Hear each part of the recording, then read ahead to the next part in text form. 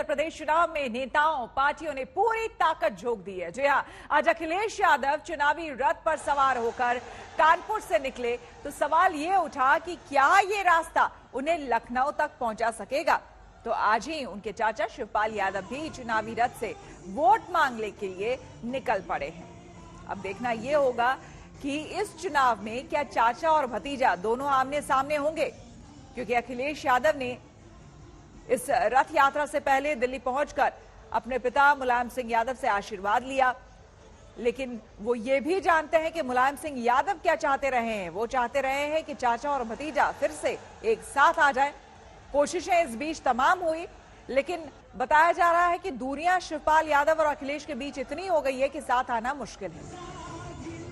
और इसी अंदरूनी लड़ाई का नतीजा पिछली बार विधानसभा चुनाव में देखा गया, जिसमें की करारी शिकस्त हुई।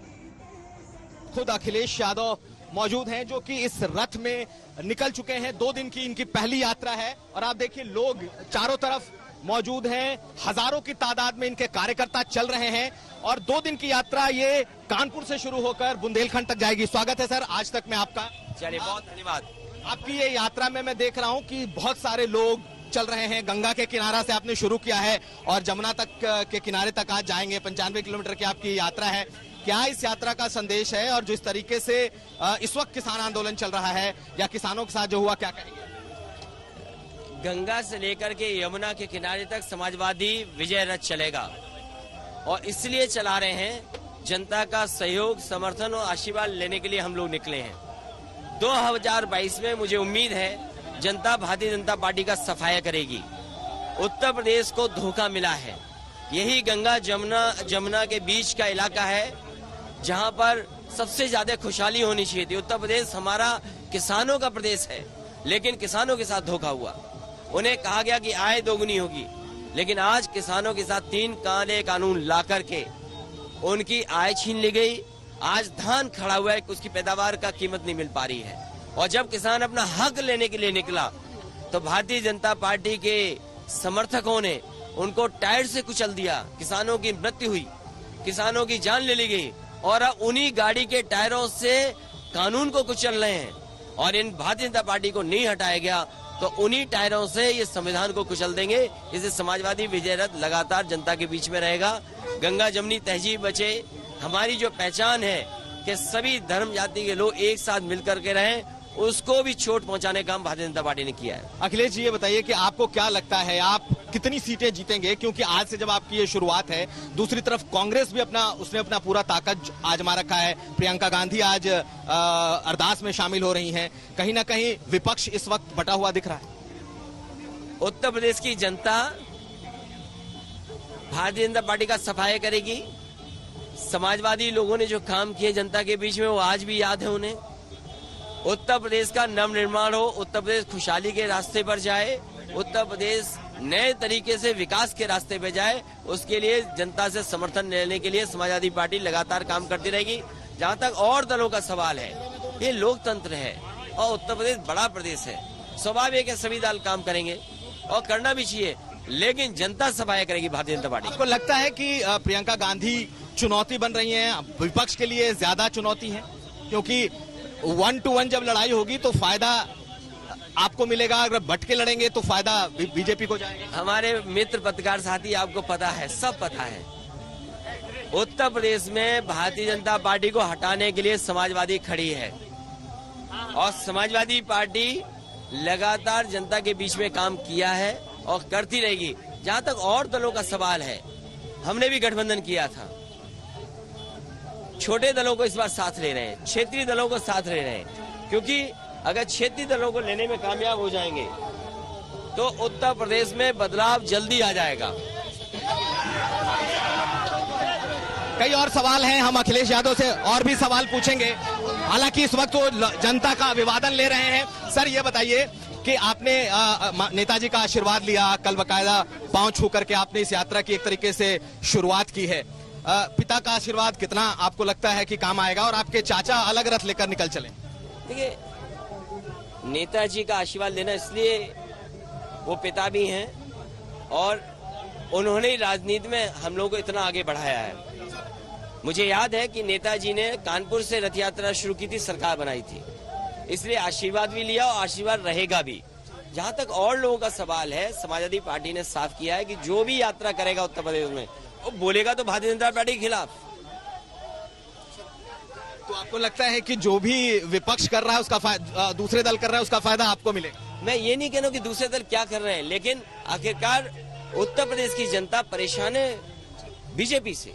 क्या कोविड में नहीं देखा कि क्या हाल हुआ? इसी कानपुर में स्टेशन नहीं मिला, दवाई नहीं मिली, बेड नहीं मिला, लोगों को बिना ऑक्सीजन के जान चली गई, न जाने कितनों ने अपनी जान खोई। क्या जनता को ये याद नहीं? और समाजवादियों ने जो अस्पताल बनाए, जो इंफ्रास्ट्रक्चर दिया, वो आज भी सामने है। सर एक सवाल और, जितने और छोटे दल हैं जिनके साथ आप गठबंधन की बात कर रहे हैं, जयंत चौधरी हैं, कौन कौन दल होंगे जिनके साथ आपका सचमुच गठबंधन होगा?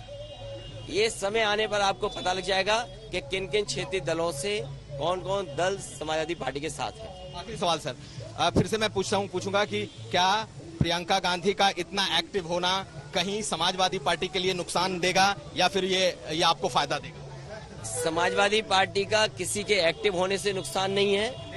अगर जनता जिस समय आकलन करेगी भारतीय जनता पार्टी और कांग्रेस में कितना फर्क है, उनकी नीतियों में क्या फर्क है, दोनों के रास्ते एक हैं।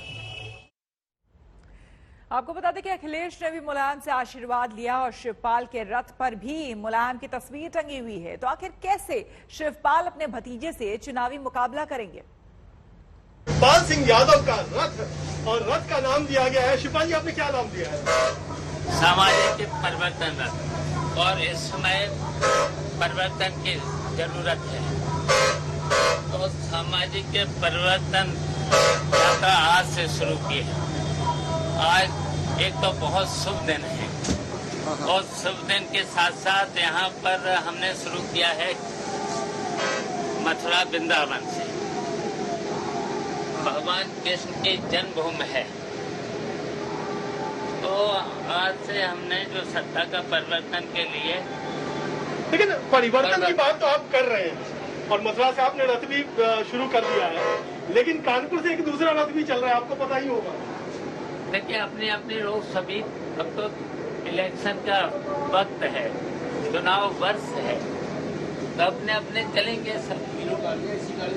लेकिन हम इतना जानते हैं, देखिए इस समय जितने भी वादे किए गए थे सभी वादे अधूरे निकले हैं, सभी वादे खोखले निकले हैं, और पूरे देश की जनता इन झूठे वादों की वजह से और झूठे वादों के साथ साथ गलत निर्णय लेने की वजह से पूरा देश आज संकट के दौर में गुजर रहा है।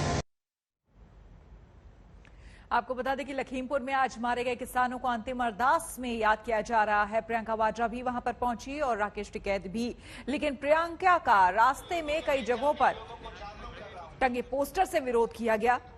ये पोस्टर सिख दंगों को लेकर लहराए जा रहे थे। पहले खबर आई थी कि प्रियंका वर्चुअली जुड़ेंगी इस अरदास में, लेकिन बाद में खबर आई कि वो खुद वहां पर पहुंच रही है और तस्वीरों में भी आप देख सकते हैं प्रियंका उन किसानों के अरदास में, आखिरी अरदास में पहुंची और यहां पर कई कांग्रेसी कार्यकर्ता भी पहुंचे।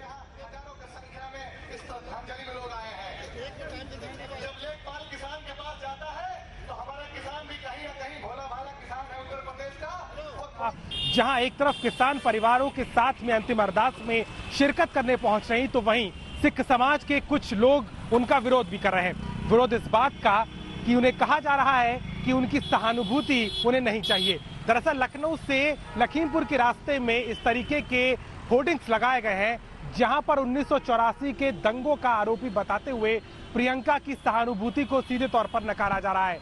हमें न्याय की लड़ाई लड़ रहे दंगाइयों का साथ नहीं चाहिए। इस तरीके के बैनर लखनऊ से लखीमपुर के रास्ते में जगह जगह लगाए गए हैं, जिसका सिख समाज के अलग अलग संगठन इसका विरोध कर रहे हैं। ये जो बैनर लगाया गया है इसको गुरु नानक वाटिका समिति आलमबाग लखनऊ की तरफ से लगाया गया है और इस तरीके की अपील की जा रही है। जहां एक तरफ लगातार कांग्रेस महासचिव प्रियंका गांधी वाड्रा किसानों के साथ सहानुभूति देने के लिए पहले पहुंची थी और एक बार फिर से अंतिम अरदास में शिरकत करने के लिए लखनऊ से पहुंची है। लेकिन वहीं दूसरी तरफ इस तरीके के होर्डिंग्स के जरिए उनका विरोध भी सिख समाज के कुछ संगठनों द्वारा किया जा रहा है। लखनऊ से कैमरामैन हरीश कांडपाल के साथ अभिषेक मिश्रा, आज तक। और अब बात मानवाधिकार और उसके बहाने लखीमपुर और राजस्थान में दलित उत्पीड़न की। आज सुबह प्रधानमंत्री नरेंद्र मोदी ने मानवाधिकार को लेकर 2 टूक बयान दिया तो दोपहर होते होते संबित पात्रा कांग्रेस पर हमले की खेप के साथ हाजिर थे। मानव अधिकारों से जुड़ा एक और पक्ष है जिसकी चर्चा मैं आज करना चाहता हूं।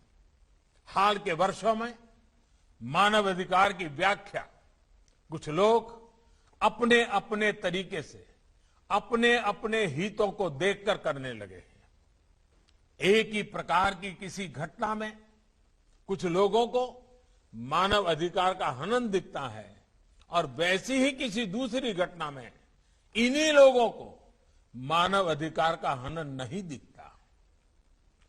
इस प्रकार की मानसिकता भी मानव अधिकार को बहुत ज्यादा नुकसान पहुंचाती है। मानव अधिकार का बहुत ज्यादा हनन तब होता है जब उसे राजनीतिक रंग से देखा जाता है। ऐसे ही सिलेक्टिव व्यवहार करते हुए कुछ लोग मानव अधिकारों के हनन के नाम पर देश की छवि को भी नुकसान पहुंचाने का प्रयास करते हैं। ऐसे लोगों से भी देश को सतर्क रहना है। साथियों, आज जब विश्व में मानव अधिकारों की बात होती है तो उसका केंद्र इंडिविजुअल राइट्स होते हैं, व्यक्तिगत अधिकार होते हैं। ये होना भी चाहिए क्योंकि व्यक्ति से ही समाज का निर्माण होता है और समाज से ही राष्ट्र बनते हैं। आप देख रहे हैं कि उत्तर प्रदेश में किस प्रकार की राजनीति करने की कोशिश हो रही है। बार बार भारतीय जनता पार्टी ने कहा है और आज पुनः मैं कहता हूं, लखीमपुर खीरी में जो हुआ है वो दुखद है। उस पूरे विषय में एक अनबायस्ड इन्वेस्टिगेशन चल रहा है, किंतु दुखद है कि जिस प्रकार की राजनीति कुछ राजनीतिक पार्टी कर रही हैं और वोट की खेती करने की कोशिश कर रही, वो हम सब देख रहे हैं। और खास करके गांधी परिवार राजस्थान के दलितों के बीच में जाए कि दलित सर उठा के नहीं जी सकता है, दलित को केवल और केवल सर झुका करके, सर नीचे करके जीने का अधिकार है। आखिर क्यों इतना बड़ा जघन्य अपराध राजस्थान में हो जाता है? जगदीश मेघवाल को मार दिया जाता है, उसकी लिंचिंग हो जाती है, मगर क्या आपने राहुल गांधी, प्रियंका वाड्रा, अखिलेश यादव इनमें से किसी को वहां जाते हुए देखा? क्या आप बंगाल के किसी नेता को वहां जाके धरना देते हुए आपने देखा? नहीं। किसी ने ट्वीट भी नहीं किया, किसी ने फेसबुक पे भी एक पोस्ट नहीं छोड़ा, किसी ने इस विषय पे चर्चा भी नहीं की। रुक करेंगे अगली खबर का। आपको बता दें, दिल्ली में एक बार फिर से प्रदूषण का खतरा मंडराने लगा है। हालांकि अभी इसका स्तर लिमिट में है, लेकिन बीते कुछ दिनों में पड़ोसी राज्यों में पराली जलाए जाने की वजह से ये संकट बढ़ता जा रहा है। इस मुद्दे पर मुख्यमंत्री अरविंद केजरीवाल ने आज चिंता जताई और अपील की कि सभी रेड लाइन ऑन गाड़ी ऑफ कैंपेन का हिस्सा बने। साथ ही उन्होंने पब्लिक ट्रांसपोर्ट का इस्तेमाल करने पर भी जोर दिया। पिछले साल हम सब लोगों ने एक कार्यक्रम चलाया था, रेड लाइट ऑन गाड़ी ऑफ, याद है? उसके बड़े शानदार नतीजे आए थे कि रेड लाइट के ऊपर अगर हम, रेड लाइट होती है, गाड़ी रोक लेते हैं लेकिन गाड़ी ऑन रखते हैं, इंजन ऑन रखते हैं, उससे पेट्रोल जलता रहता है, डीजल चलता रहता है, तेल जलता रहता है और पोल्यूशन फैलता रहता है। कई बार अगर आप रेड लाइट पे खड़े हो जाओ ना, इतना आंखें जलने लग जाती हैं, इतना पोल्यूशन हो जाता है, इतनी सारी गाड़ियां होती हैं।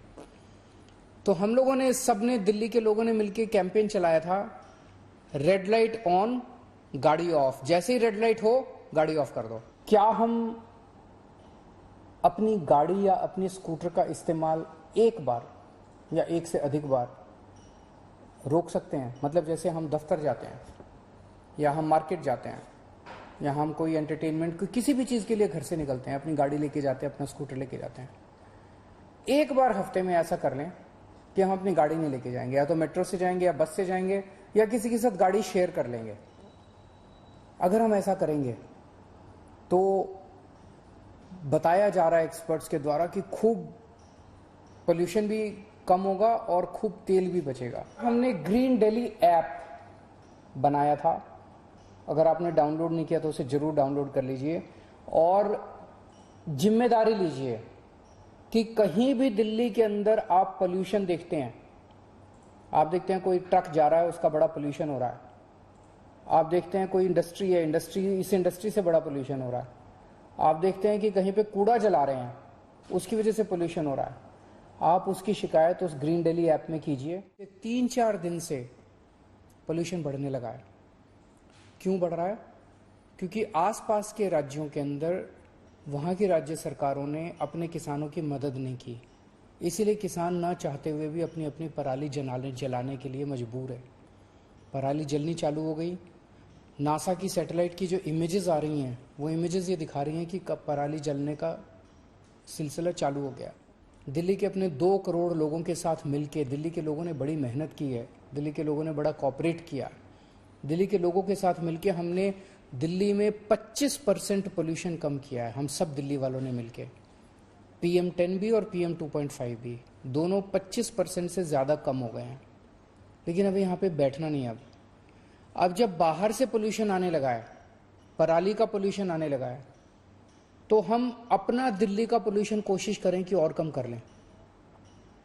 दिल्ली का ज़्यादा से ज़्यादा कोशिश करें कि पोल्यूशन कम कर लें ताकि हमारी सेहत ठीक ठाक रहे। हर दिल्ली वासी को भी अपने अपने स्तर का पोल्यूशन कम करना है, अपने अपने हिस्से का पोल्यूशन कम करना है। हम सब पोल्यूशन फैलाते हैं ना, हम सब कुछ ना कुछ करते हैं जिससे पोल्यूशन फैलता है। अब बाहर वाला पोल्यूशन आ रहा है, उससे निपटने के लिए हम अपना पोल्यूशन कम कर लें। उनसे तो हम कहते ही रहते हैं, बगल वाली सरकारों से भी कहते हैं, केंद्र सरकार से भी कहते हैं, जी प्लीज हमने बायोडिकम्पोजर यूज किया, आप भी कर लो। अब वो नहीं कर रहे, कब करेंगे पता नहीं, लेकिन हमें तो अपनी सेहत की चिंता है।